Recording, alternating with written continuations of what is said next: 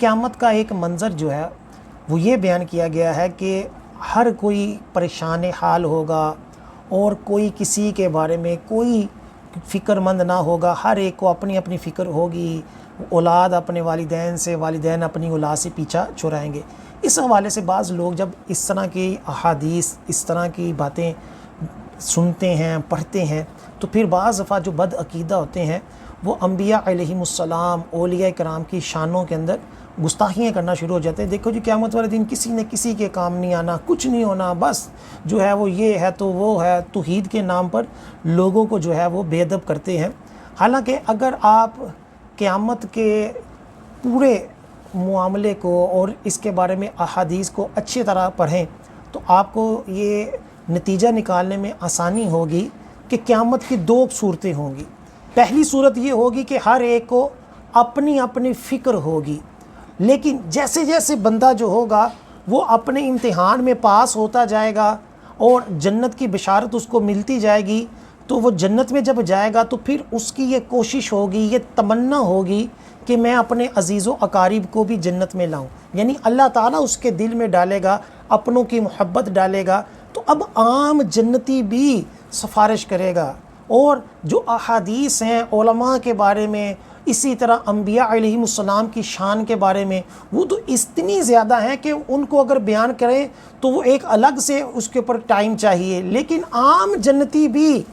جو عام جنتی ہوگا اس کی بھی سفارش اللہ تعالیٰ قبول فرمائے گا، حاجی کی سفارش قبول فرمائے گا، حافظ کی شفاعت جو ہے وہ قبول کر فرمائے گا۔ اسی طرح اور ہستیاں جو ہوں گی، کئی نیکیاں کرنے والوں کی اللہ تعالیٰ سفارشیں قبول فرمائے گا اور وہ لوگ اپنوں کو جنت میں لے جائیں گے۔ ہم اسی لیے اولیاء کرام کا ادب و احترام کرتے ہیں، ان سے عقیدت و محبت رکھتے ہیں، پیری مریدی کرتے ہیں، علماء کرام کے ساتھ اپنا ایک رشتہ رکھتے ہیں، اپنا ایک تعلق رکھتے ہیں، تاکہ قیامت والے دن یہ بھی ہمارا جو ہے وہ بخشش کا ذریعہ بن جائے۔ اسی طرح آگے جو لکھا ہوا ہے قیامت کے بارے میں، قیامت کا وقت کتنا ہے، تو اس کے حوالے سے کئی روایتیں ہیں، 1000 سال بھی ہے، 50,000 سال بھی ہے۔ تو اب اس کے بارے میں جو امام ابن عباس رضی اللہ تعالی عنہ کی صحیح روایت ہے کہ وہ فرماتے ہیں کہ قیامت کے دن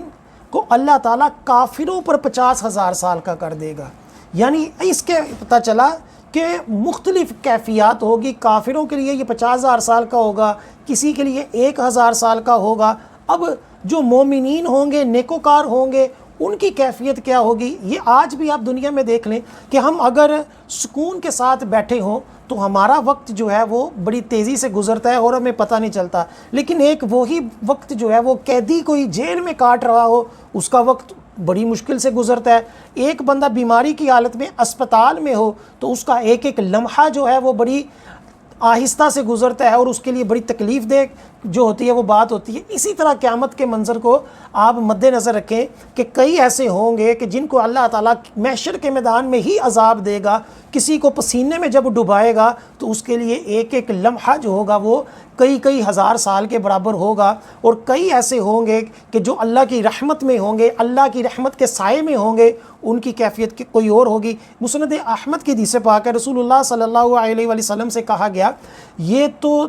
بہت بڑا دن ہے، تو آپ علیہ السلام نے فرمایا اس کی قسم جس کے ہاتھ میں میری جان ہے، یہ مومن پر اس قدر ہلکا ہو جائے گا کہ دنیا کی ایک فرض نماز کی ادائیگی میں جتنا وقت لگتا ہے اس سے بھی کم ہوگا، یعنی ایک وقت فرض نماز کے وقت کے برابر اللہ تعالیٰ مسلمان کے اوپر، نیکوکار کے اوپر جو ہوگا وہ قیامت کا پورا وقت جو ہے وہ ایسے کر دے گا۔ اللہ تعالیٰ ان خوش نصیبوں میں ہمیں بھی شامل فرمائے۔